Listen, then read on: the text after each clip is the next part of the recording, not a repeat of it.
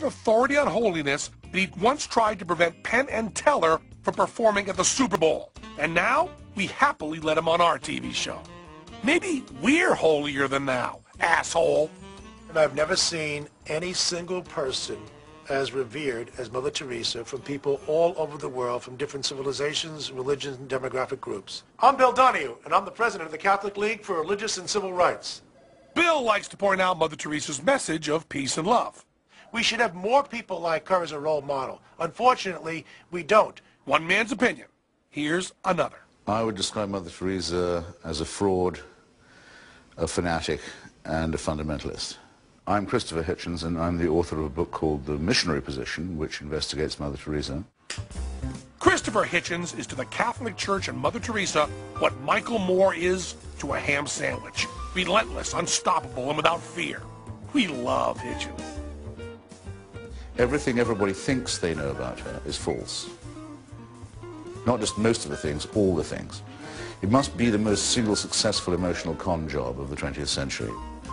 She was corrupt, nasty, cynical, and cruel. Mother Teresa was known for her home for the dying in Calcutta, India. It sure ain't a hospital. There are no doctors saving lives. This is just a place for victims to suffer and die by the rules of the Catholic Church. You went to Calcutta, you had a 50% chance of running into her, maybe. Much more likely you'd find her with Nancy Reagan or Princess Diana, off in some foreign capital, beating the bushes and posing for pictures. Or even worse than that, with real crooks and exploiters and robbers of the poor, such as the Duvalier family in Haiti. Wait, not the same Duvalier family that raped and pillaged the Haitian countryside, terrorizing everyone under their iron-fisted rule? Hard to believe, but old Mother Teresa in this 1991 photo op with Baby Doc's wife proclaimed that the Duvaliers loved the poor, that the poor loved them, and most outrageous of all, quote, "It was a beautiful lesson for me." She did press some people who were wealthy to give money so that she could use it in a way to help the poor and to set up the orphanages and the hospices. Oh, she used the dough to help the very people from whom it was taken. Well, no. If there is a big program to ameliorate Haiti run by her order, I've never heard of it.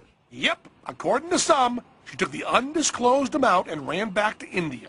The Haitians, you know, the ones who worked for the money that had stolen from them by their government, got diddly squat.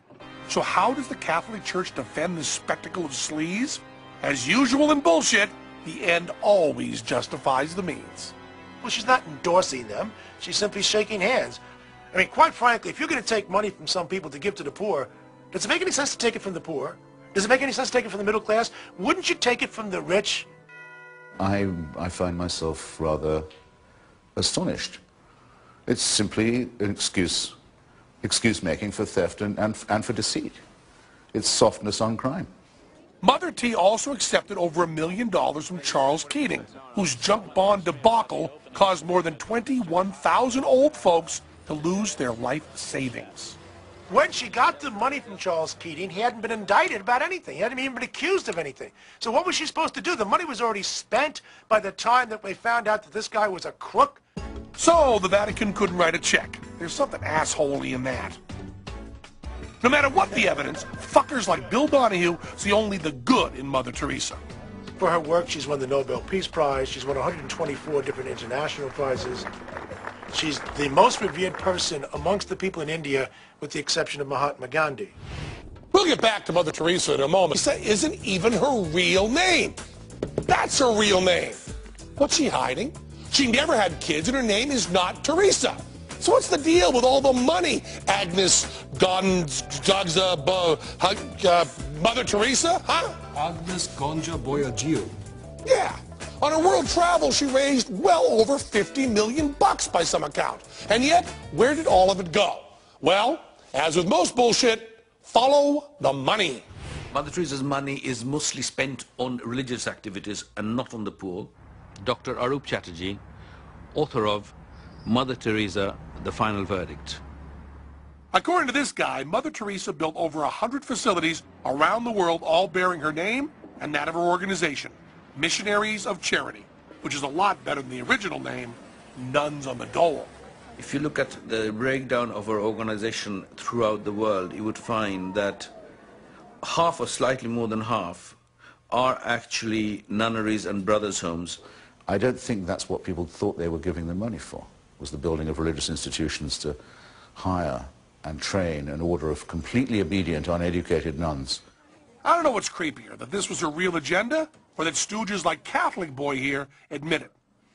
Mother Teresa was not interested in having blue-chip hospices. She was interested in expanding them. Let's take a tour of her home for the dying in Calcutta. It won't be a happy stroll. This so-called home for the dying, which is her flagship home, is the grimmest place imaginable. Mother Teresa's order does not provide for proper beds in the home. They're little hammocks. There's a communal toilet that people have to defecate in presence of each other. They are not allowed visits from their friends or relatives. Very strange. They have to lie in the bed or sit in the bed consistently. She had the fucking coin and she pissed it away on nunneries? Okay, this is really pissing us off. Come on, let's check out her books and, see exactly how all of her money is spent. Missionaries of Charity is the only Indian charitable organization which do not publish its accounts for the public to obtain them. Much of our foreign money is kept in the Vatican Bank. Fucking quit! But these bullshit living conditions, that's not very Christ-like, or is it? We see Christ in the broken body, and we touch him, and that touch comes from the deep faith that Christ cannot deceive. It was her obsession with suffering and her obsession that people need to suffer in order to come close to Jesus. Obsession with suffering? What we need is an insider who can verify that, like a former nun or something. I'm Kelly Dunham. I'm an ex-nun on the run and a stand-up comic, and I'm hanging out here in front of this Catholic church. Seek and ye shall find. So, like most of you, I'm sure, I used to be a nun. I'm an ex-nun. Kelly's a stand-up comic in Philadelphia, but at one time she was called Sister Mercy and worked side by side with Mother Teresa in a convent in New York. What she saw surprised her. The biggest thing that I think that Mother Teresa should maybe be held accountable for is this cult of suffering that she's created. She definitely has a kind of harsh side. At the convent, Kelly was moved by the pain and misery of the residents, but angered by how she was instructed to deal with it. She was told to be like Mother Teresa. It was required for you to kind of subvert every human emotion. If one of the goals of the Missionaries of Charity is to really love people, you've essentially cut yourself off from loving people. That was a life Kelly didn't want. Hopefully this will cover my soul for talking shit about Mother Teresa. So she quit the church. Could never get them lit when I was a nun either. They're in the business of alleviating suffering, but I think that they believe a lot in suffering, and it's hard to do both at the same time. So what was it with Mother Teresa's suffering kink?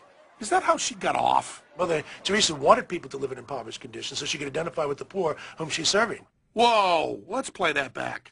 Did he just say what I think he said? Oh, absolutely. Mother Teresa wanted people to live in impoverished conditions so she could identify with the poor whom she's serving.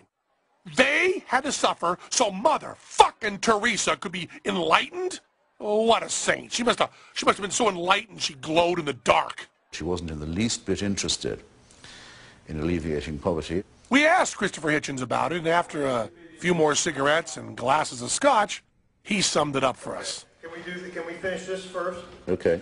I would say it was a certainty that millions of people died because of her work, and millions more were made poorer, stupider, more sick, more diseased, more fearful, and more ignorant. There's ignorant, and then there's you, Mother Teresa. God bless you. In spite of Mother Teresa's glowing reputation, the Catholic Church is in trouble. Priests raping boys will do that. There's panic in the Vatican, and something has to be done. One way of keeping the faithful together is the old-time religion, is the good old-fashioned stuff. Let's find a real saint, one who even the non-Catholics love. Vatican rules say that Mother Teresa hasn't been dead long enough to be a saint. But the Pope said a few magic words and presto changeo, the problem is gone. But Pope land rules require Mother Teresa must have performed two, count them, two miracles after her death. The Pope changed that requirement to 1. And then, hallelujah! In a village outside of Calcutta, the church found a woman willing to claim that a tchotchke with Mother Teresa's face on it had cured her stomach tumor. Now, the woman's own husband said, "This miracle is a hoax. My wife was cured by doctors." But who listens to him? No, miracles do not occur. Okay? Dead people do not cure living people of disease. It doesn't happen. It's a scandal. Okay? There's no tooth fairy either. Though, I mean, there's no Santa Claus. I have to keep on breaking this stuff to people, and every time they say, "Well, are you sure?" And I say, yes, absolutely I am. Back of the Together, they complete each other. Faith is the surrender of the mind. It's the surrender of reason. It's the surrender of the only thing that makes us different from other mammals. It's our need to believe and to surrender our skepticism and our reason, our yearning to discard that and put all our trust or faith in something that is the sinister thing to me. Of all the virtues, of all the supposed virtues, faith must be the most overrated.